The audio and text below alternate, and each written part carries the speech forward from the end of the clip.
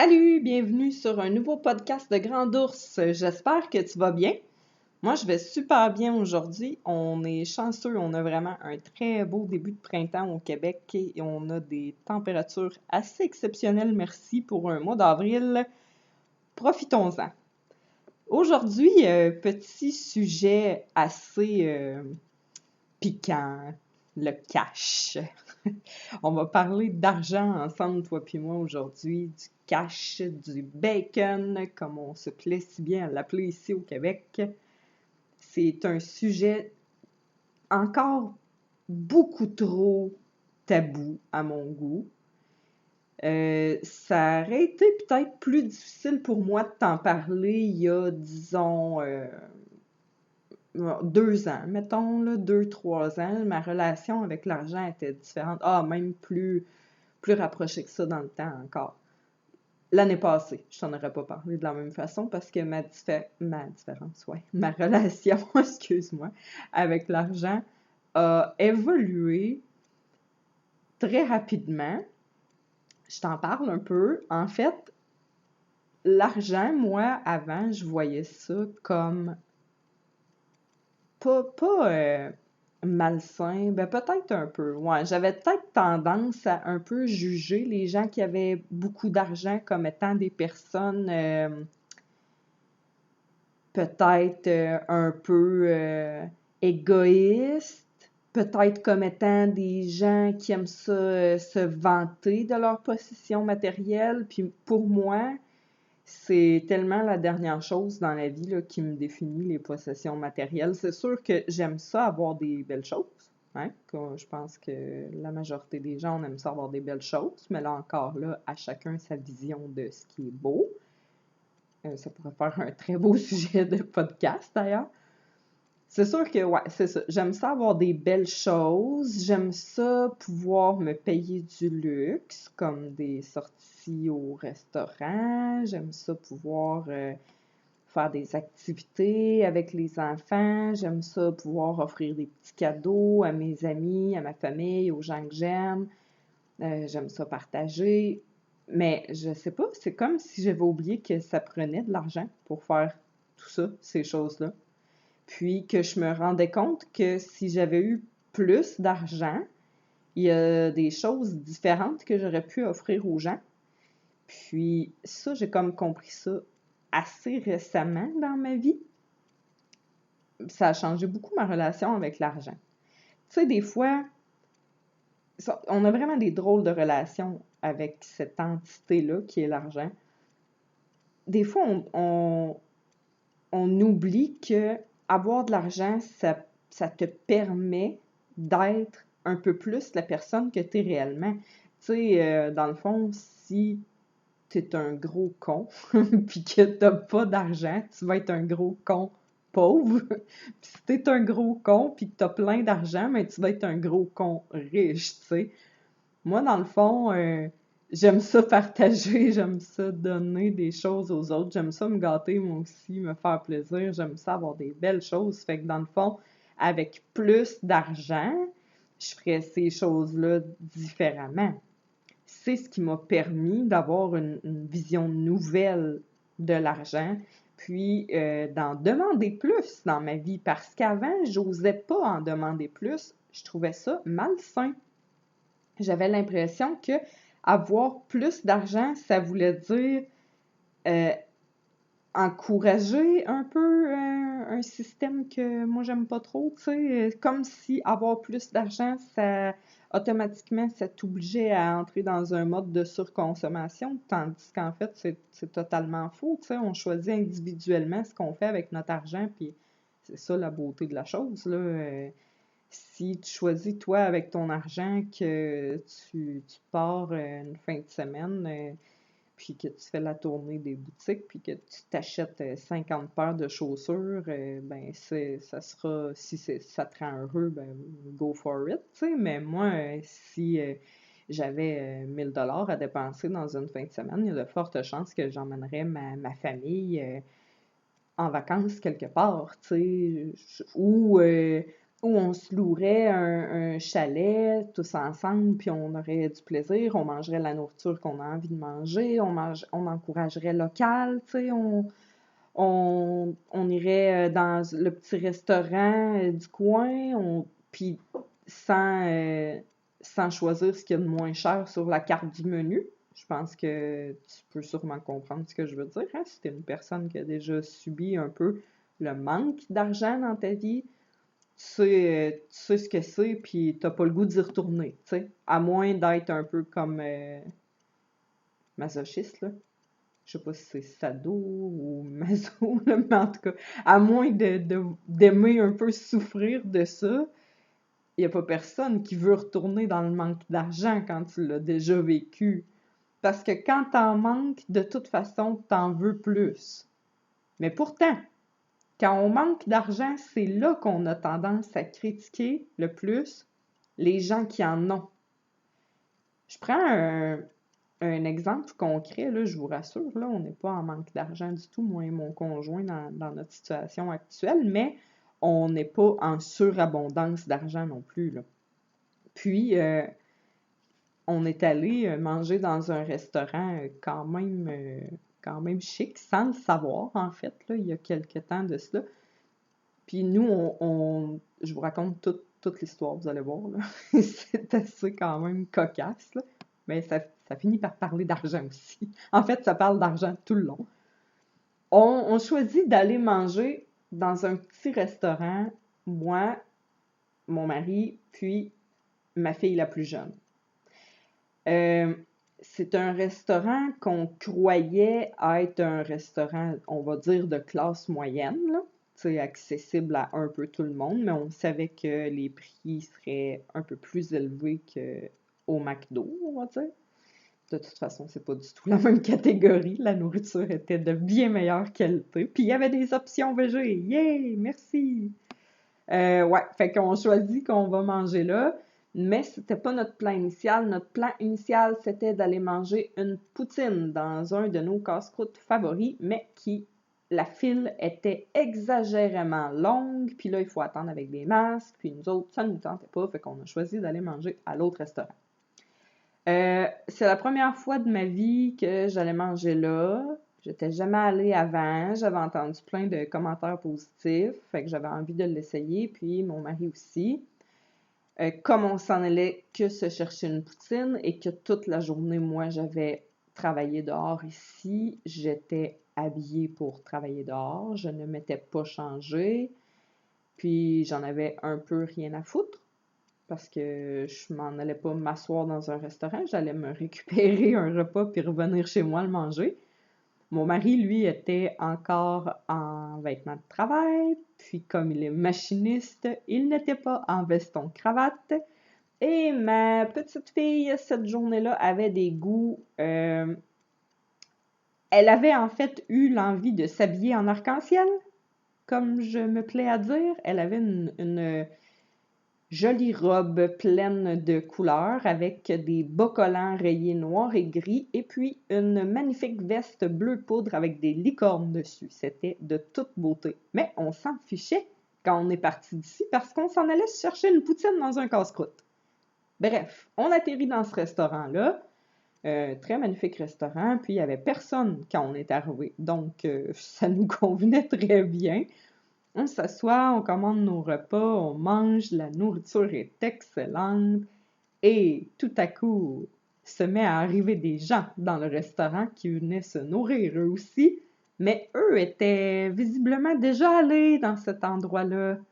Il y avait comme une espèce de dress code, de petit code vestimentaire qui était non dit, tu sais, parce que sinon on aurait pris la peine d'y aller un autre jour en étant habillés un peu plus convenablement tous les trois.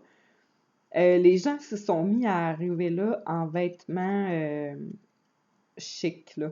Tu sais, les hommes avec des beaux t-shirts, mais un veston par-dessus, les femmes avec des belles robes, vraiment là, bien habillés, là. Des gens qui font des salaires, là, probablement mettons que ça doit être le genre de restaurant où les gens vont manger en semaine, parce qu'on était en semaine.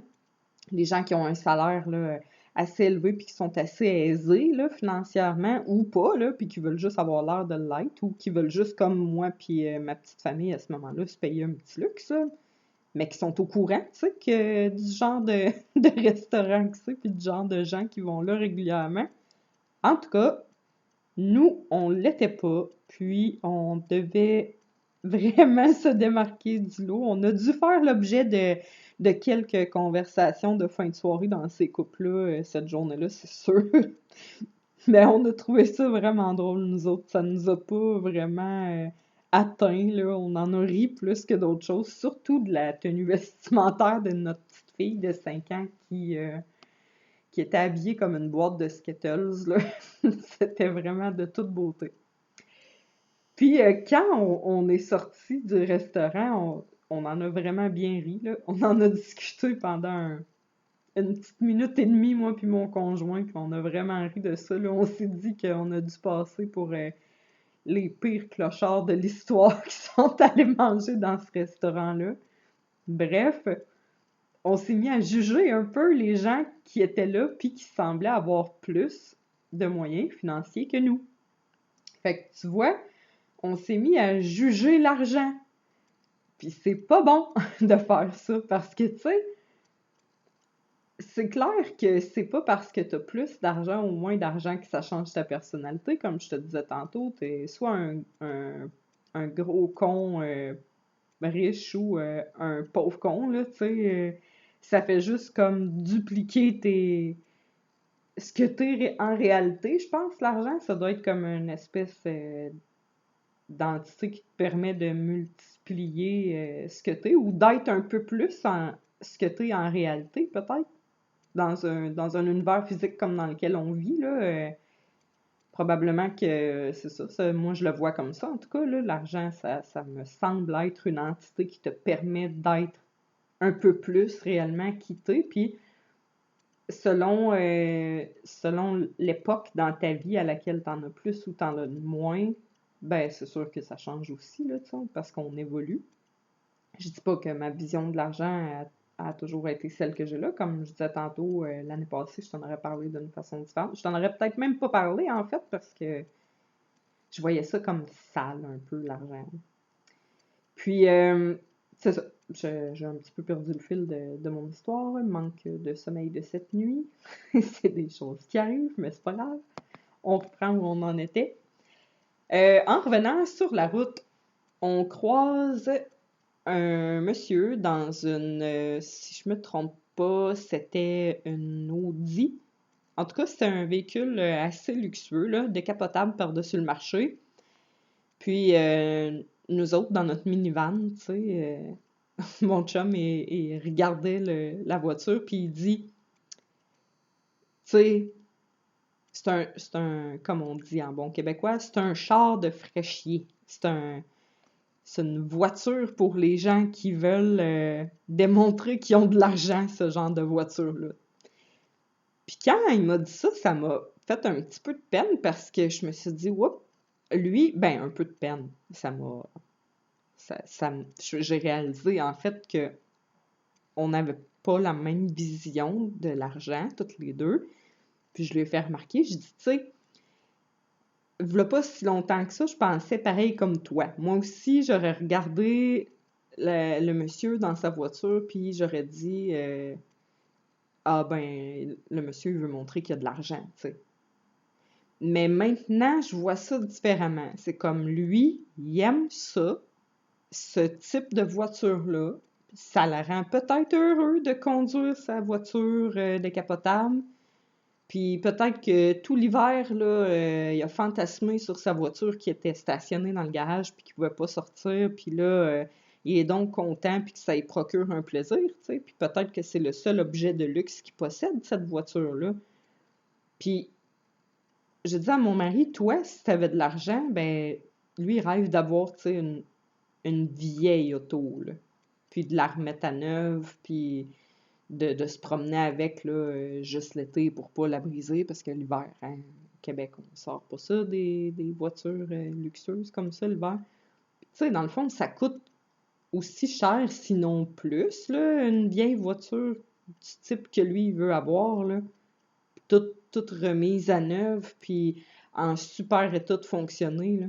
Fait que c'est quoi la différence, dans le fond, entre mettre, je sais pas, là, on va dire un montant fictif, là, 50 000 sur une voiture de type Audi, décapotable, super récente, super luxueuse, même ça doit être plus que 50 000, là, puis mettre le montant équivalent dans une voiture antique remontée à neuf, je pense que ça peut s'équivaloir. C'est juste en fait que ce sont des désirs différents. C'est des... C'est juste parce que tous les deux, ils ont une vision différente de ce qui les rend heureux. Puis moi, ben, les voitures, je ressens pas le besoin d'en posséder une super magnifique, là. Ben, c'est sûr que si j'avais les moyens financiers pour acheter la sorte de voiture que je veux, ben j'achèterais la voiture la plus écologique possible dans mon cas, tu sais. Tout le contraire de mon mari d'ailleurs, mais bon, c'est pas grave, je sais qu'il y a plein d'autres belles qualités. Mais c'est ça, ouais, tout ça pour dire en racontant cette petite tranche de vie que on a toute une façon différente de voir ça, l'argent, là. Il y a probablement même que même les gens qui ont beaucoup d'argent voient ça d'une façon différente eux aussi, là. Peut-être que ça rend pas tout le monde heureux d'avoir autant d'argent. Peut-être qu'il y a des gens pour qui c'est stressant d'avoir beaucoup d'argent.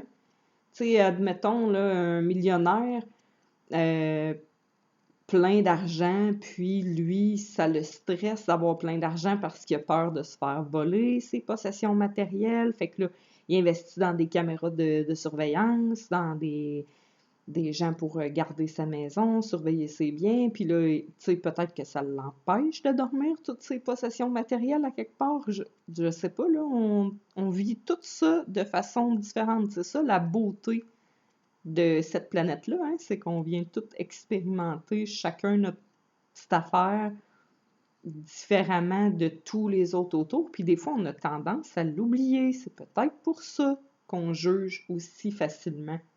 Puis dans tous les domaines de la vie, là, mais on dirait qu'on a une facilité à juger l'argent. Surtout quand on en a moins qu'on voudrait. Parce que si on en avait suffisamment pour faire ce qu'on veut réellement, je pense pas qu'on jugerait l'argent aussi facilement que ça. Probablement qu'on trouverait l'argent pas mal plus cool, puis peut-être qu'on aimerait ça en avoir encore plus pour pouvoir faire des choix encore plus près de nos valeurs. Tu sais, personnellement, si demain matin, tu m'annonces que je suis multimillionnaire, je vais être vraiment contente maintenant, là. L'année dernière, avec la vision que j'avais de l'argent, j'aurais peut-être dit, OK, ben avec mes plusieurs millions de dollars, je vais les partager, les donner à des gens qui en ont vraiment besoin, parce que moi, j'ai pas mal déjà tout ce qu'il me faut, j'ai pas besoin d'autant d'argent. Mais là, si tu me dis que je suis multimillionnaire, ben oui, je vais partager avec les gens qui en ont vraiment besoin. Mais je vais le faire différemment. Je vais encourager des entreprises locales que j'aime, qui ont des valeurs qui me rejoignent. Je vais acheter des choses plus écologiques qui sont plus dispendieuses. Je vais probablement réfléchir à construire une maison ou à améliorer celle que j'ai déjà là, pour la rendre plus éco-responsable, pour, tu sais, la mettre vraiment plus proche de mes valeurs, peut-être fonctionner à l'énergie solaire. C'est des choses qui coûtent de l'argent, ça, effectuer des changements comme ça dans nos vies. Ça, on voudrait tous, j'imagine, là, en tout cas, j'ose espérer que tout le monde voudrait prendre un peu plus soin de la nature, un peu plus soin de soi. Tu sais, juste manger bio. As-tu déjà regardé le prix des aliments bio à l'épicerie? Il y a une rangée spéciale bio dans la majorité des épiceries dans mon coin de pays. Puis on dirait qu'au-dessus de cette rangée-là, au lieu d'écrire produits bio, produits VG, etc., ils devraient juste mettre une pancarte avec plein de signes de cash, tu sais, parce que tout coûte comme le double du prix des autres articles, là, ça n'en est ridicule parce que toi, tu essaies de bien manger, mais si t'as pas suffisamment de ressources financières, ben là, t'es pogné pour manger un peu de la scrap. Puis on le sait parce que, ben là, juste à aller manger au restaurant, puis regarder le prix des restaurants où est-ce qu'ils servent une nourriture de qualité, comme par exemple le restaurant dans lequel je suis allée avec mon mari dont je parlais tout à l'heure, tu sais, puis si on compare ça au prix qu'aurait coûté notre poutine dans un casse-croûte, là, on n'a pas du tout le même prix, mais on n'avait pas du tout le même type d'alimentation non plus. Bien vivre, euh, bien vivre, ça peut coûter cher selon aussi ce qui sont tes goûts. Moi, pour moi, bien vivre, c'est prendre soin le plus possible de mon corps, puis du corps de ceux qui vivent proche de moi. Tu sais, j'aimerais ça que ma famille soit en santé, que mes enfants soient en santé, mes animaux aussi. J'ai des animaux, puis si j'avais des ressources financières plus abondantes, ben c'est sûr que ils mangeraient une nourriture d'encore meilleure qualité que ce qu'ils mangent déjà là. Puis ça rejoint vraiment mes valeurs. Aider les autres, tu sais. Partager avec les autres. Je pourrais partager avec des organismes de charité, mais qui me tiennent vraiment à cœur. Pas juste donner une, 1 $, 2 $ supplémentaires sur ma facture chez Walmart quand la petite madame à la caisse, elle me demande si je veux faire un don pour Opération Enfant Soleil.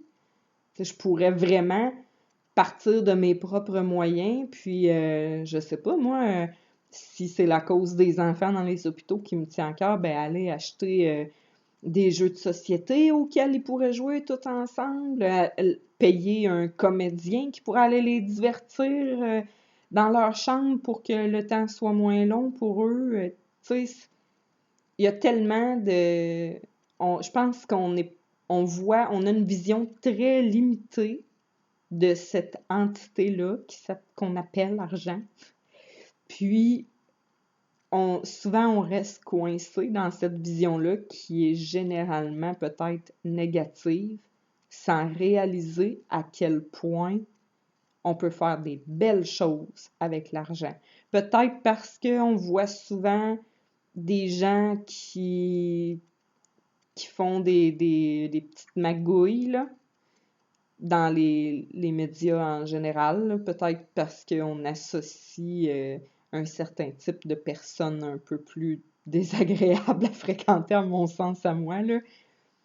Puis ces gens-là, ils semblent avoir beaucoup d'argent, fait que peut-être que c'est pour ça qu'on associe l'argent à cette énergie-là. Mais moi, je pense qu'on devrait reconnecter avec cette énergie d'échange-là. Puis c'est ça, l'avoir comme une énergie d'échange. C'est un bout de papier ou des pièces de monnaie qui, dans le fond, valent quelque chose juste parce qu'on leur attribue une valeur en plus. Fait que servons-nous-en comme ce que c'est réellement, là. C'est une monnaie d'échange. Puis en avoir beaucoup, c'est pas négatif si on fait des choses positives avec. Je vois pas comment on pourrait rendre une monnaie d'échange négative en ayant des belles idées, en ayant des idées de partage, puis des idées d'embellissement de nos vies, puis de celles des gens autour. Je pense que même au contraire, on y gagnerait tous beaucoup à changer notre vision de l'argent. Ça fait le tour pour aujourd'hui de ce que je voulais te dire sur cette magnifique entité-là. Peut-être un jour on en reparlera parce que j'imagine que ma vision de l'argent va évoluer. Peut-être que je vais en avoir plus, peut-être que je vais en avoir moins. Je demande en tout cas à en avoir plus parce que j'ai des beaux projets à réaliser avec cette charmante énergie-là. On devrait vraiment collectivement réapprendre à se l'approprier, comprendre que peu importe le statut social qu'on occupe là présentement, on mérite, puis on peut avoir plus d'argent que ce qu'on a là. Il suffit ensuite là, de trouver les moyens pour augmenter nos revenus. Tu sais, ça peut faire vraiment l'objet de plein d'autres vidéos. Hein. Je note en même temps des petites pistes sur lesquelles je vais m'enligner une prochaine fois pour te parler d'argent. C'était pas la dernière fois qu'on en parlait, je crois. Je suis pas mal certaine, en fait. Même, je te ferai une petite vidéo de ce que j'ai fait récemment pour améliorer ma relation avec l'argent, de ma façon, ma nouvelle façon de traiter l'argent dans ma vie pour la garder avec moi et la faire fructifier avec abondance. Sur ces magnifiques paroles pleines de cash, je veux dire merci à tes oreilles de m'avoir écouté. J'espère que ton cœur a entendu le message du mien. Profite de cette magnifique journée pour être heureux, puis on se retrouve bientôt dans un autre podcast de Grand Ours.